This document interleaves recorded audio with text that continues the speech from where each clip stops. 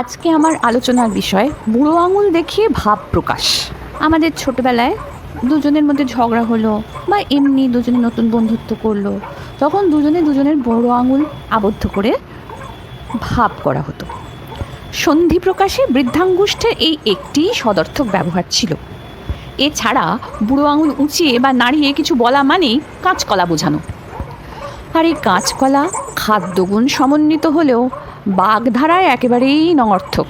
বুড়ো আঙুল দিয়ে কাঁচকলা দেখানো মানেই ফাঁকি, ঘোড়ার ডিম বা কিচ্ছু হবে না বলা।